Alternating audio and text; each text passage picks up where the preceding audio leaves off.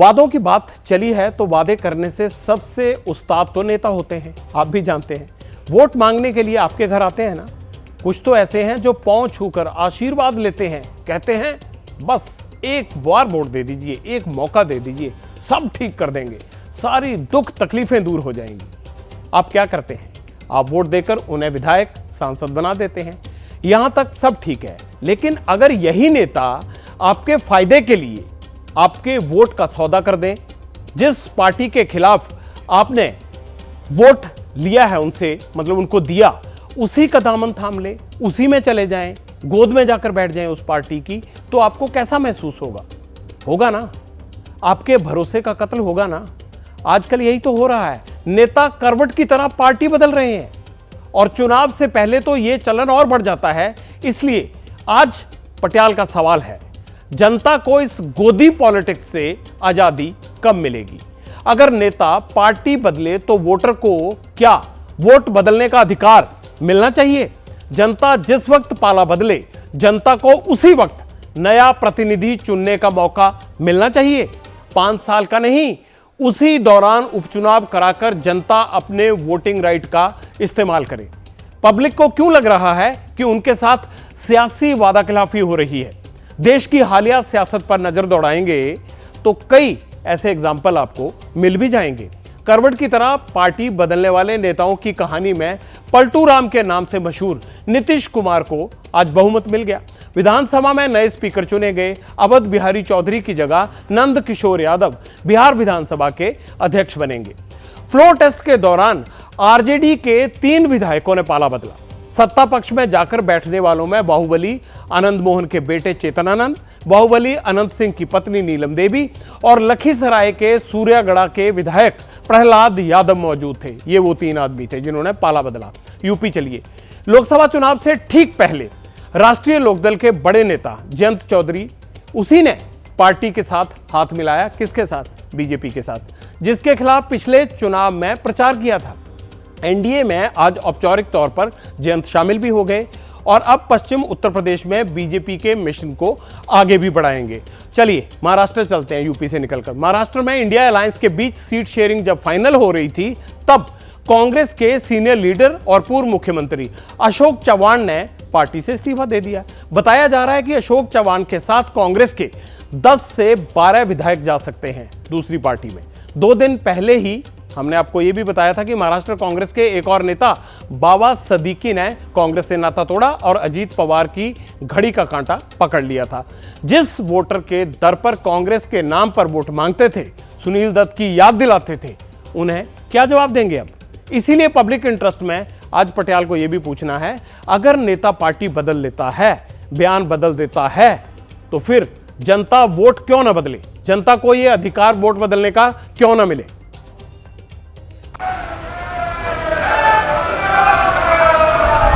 Modi ji guarantee लेंगे फिर से पलटेंगे कि नहीं पलटेंगे, जरा बता के दिखा दो। हम लोग तो सवाल ही नहीं पैदा होता है।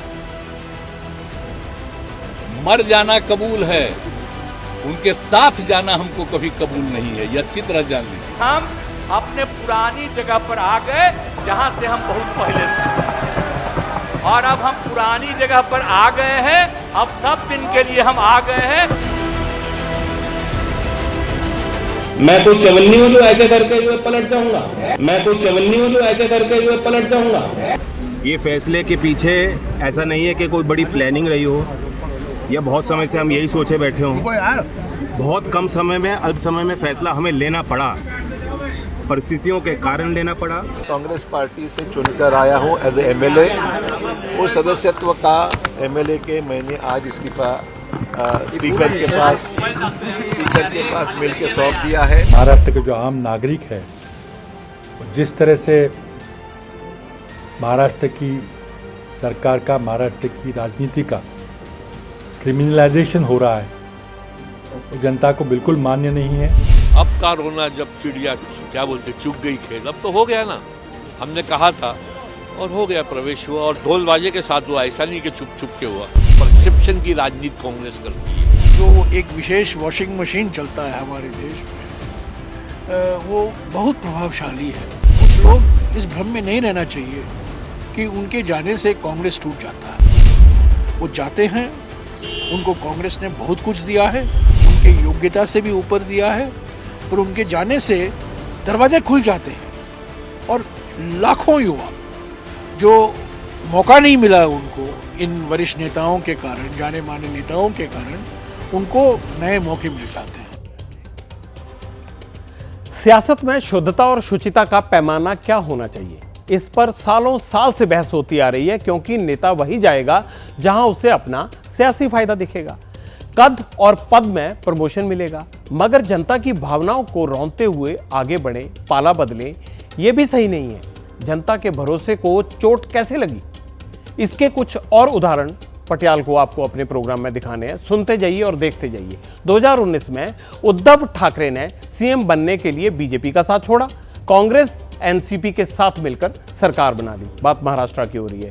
जून 2022 में एकनाथ शिंदे ने उद्धव ठाकरे की शिवसेना ही तोड़ दी, उनकी सरकार गिरा दी और बाद में बीजेपी के साथ मिलकर सरकार बना ली। अब भी चीफ मिनिस्टर हैं। जुलाई 2023 में क्या हुआ, भतीजे अजीत पवार ने चाचा शरद पवार की घड़ी हथिया ली, उनके 40 से ज्यादा विधायक लेकर उड़ गए, बीजेपी के साथ सरकार बना ली, डेप्यूटी सीएम खुद बन बैठे, अब भी हैं।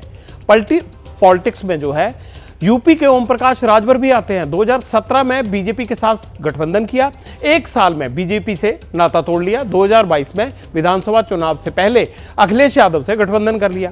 चुनाव खत्म होते ही अखिलेश और ओपी राजपुर का रिश्ता भी खत्म हो गया। 2023 में दोबारा एनडीए में शामिल हो गए। उपेंद्र कुशवाहा ने नीतीश को छोड़कर आरएलएसपी अपनी पार्टी बना ली। 2014 में एनडीए के साथ बिहार की 3 सीटें जीती, लेकिन 2019 में एनडीए के खिलाफ चुनाव लड़ा, करारी हार मिली तो नीतीश के साथ दोबारा चले गए। बाद में फिर नई पार्टी आरएलजेडी बनाकर एनडीए में शामिल हो गए। कांग्रेस नेता मिलिंद देवड़ा ने जनवरी 2024 में पार्टी छोड़ी और शिंदे वाली शिवसेना में शामिल हो गए। ताजा उदाहरण है ये भी। यही वजह है कि जनता अब नेताओं का पाला बदलने वाली सियासत को समझने लगी है और अपनी बात खुलकर रखने भी लगी है।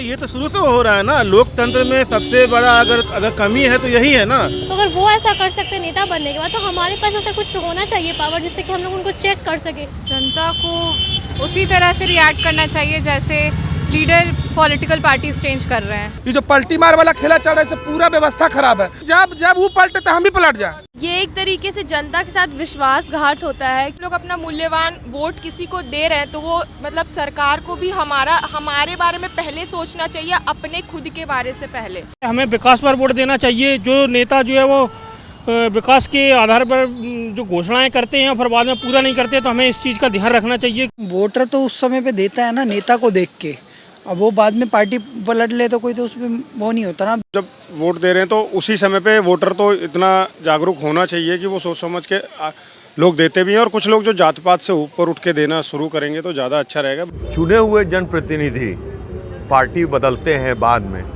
तब तो ये जरूर है कि जनता ठगा महसूस करती है। वोटर को मिलना चाहिए, एकदम मिलना चाहिए कि उनको रिजेक्ट करने का हमको अधिकार मिलना चाहिए। जैसे नेता को अधिकार है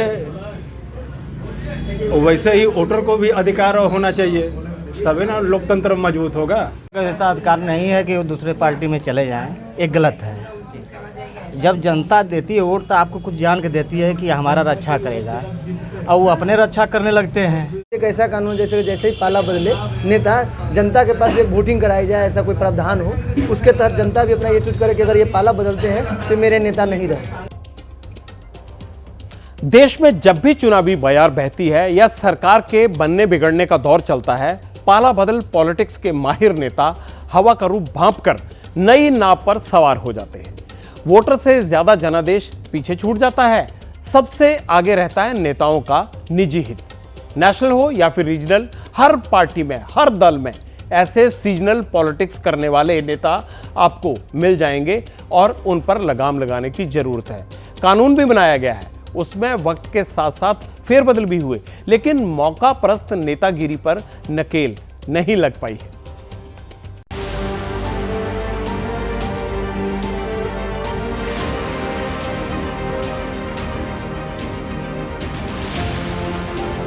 एक तरफ राजनीतिक दल एक दूसरे में सेंधमारी को तैयार रहते हैं, दूसरी तरफ नेता निजी हित और सियासी भविष्य के लिए अपनी पार्टी और मतदाता के विश्वास का गला घोटने के लिए। जैसे आज बिहार विधानसभा की ये तस्वीर, आरजेडी फ्लोर टेस्ट में खेला करने का दावा करती रही। विश्वास मत की कार्रवाई शुरू हुई तो तेजस्वी के विधायकों की टिकड़ी नीतीश कुमार के पाले में जाकर बैठी। तीनों आरजेडी विधायकों ने सरकार के समर्थन में वोट किया। अब तीनों विधायकों पर दल बदल कानून की तलवार लटक रही है।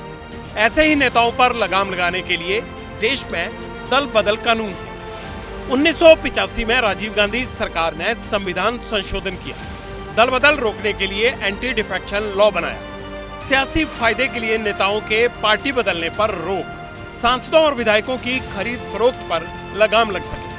एमपी एमएलए पार्टी छोड़े तो उनकी सदस्यता छिन सकती है। एमपी एमएलए जानबूझकर वोटिंग से गायब, तब भी सदस्यता रद्द। पार्टी निर्देश व्हिप के खिलाफ वोट डालने पर भी कार्रवाई।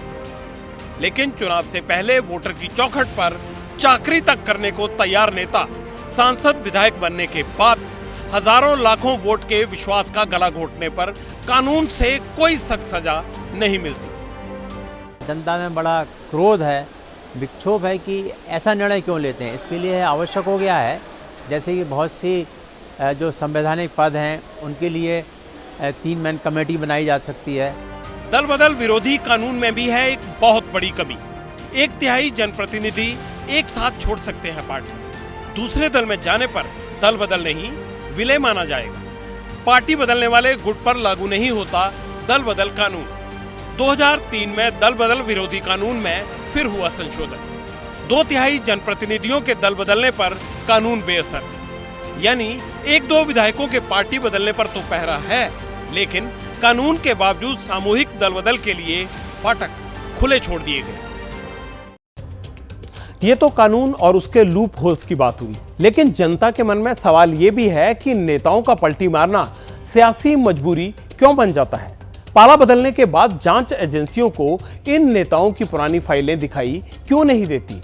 पाला बदलने के साथ जांच एजेंसियों की रफ्तार धीमी क्यों पड़ने लगती है। अजीत पवार पर 70,000 करोड़ रुपए के सिंचाई घोटाले का आरोप लगा। जब महाविकास आघाड़ी में थे तो समन पे समन आता ही रहता था। जैसे ही सरकार का हिस्सा बने जांच सुस्त हो गई। कोऑपरेटिव बैंक घोटाले में तो उन्हें ईडी ने क्लीन चिट तक दे दी। एनसीपी के एक और नेता छगन भुजबल, जानते ही होंगे आप, उनका नाम 100,000 करोड़ रुपए के महासदन घोटाले में आया था। मनी लॉन्ड्रिंग के मामले में जेल भी जा चुके हैं। अजीत पवार के साथ वो भी शरद पवार से अलग हुए थे। कुछ दिन पहले एनफोर्समेंट डायरेक्टरेट ने भुजबल के खिलाफ केस वापस ले लिया। महाराष्ट्र के पूर्व सीएम अशोक चव्हाण आदर्श हाउसिंग घोटाले में आरोपी हैं। आज ही अशोक चव्हाण ने कांग्रेस पार्टी से इस्तीफा दे दिया। कहा 1-2 दिन में साफ हो जाएगा कि उनको कहां जाना है सियासी तौर पर। लेकिन माना जा रहा है कि बीजेपी ही उनका अगला ठिकाना हो सकता है। पश्चिम बंगाल में शुभेंदु अधिकारी शारदा घोटाले में आरोपी हैं। नारदा स्कैम में एफआईआर दर्ज हुई है। 2020 में चुनाव से पहले बीजेपी में शामिल हो गए थे। ममता बनर्जी को विधानसभा चुनाव में हराया और जब विधानसभा में नेता अब प्रतिपक्ष है। हेमंत बिस्वा शर्मा का नाम भी शारदा के अलावा कुछ और घोटालों से जुड़ा था। मैं असम के सीएम की बात कर रहा हूं। 2015 में कांग्रेस छोड़कर बीजेपी में शामिल हो गए और फिर असम के मुख्यमंत्री बन गए। अब भी वही हैं।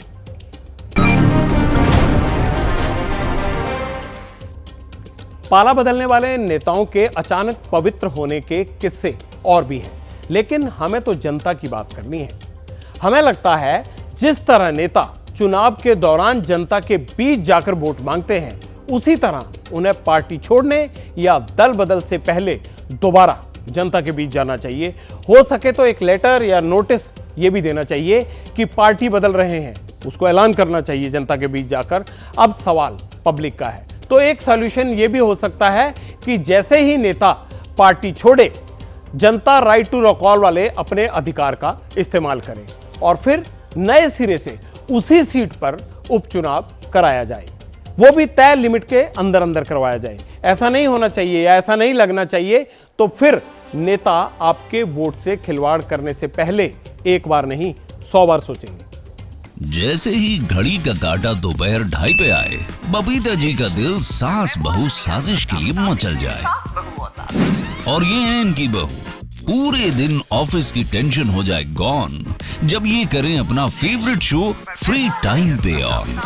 इनकी तरह आप भी देखें अपना फेवरेट शो अपने टाइम पर और डाउनलोड कीजिए एबीपी लाइव ऐप अपने स्मार्ट टीवी पर।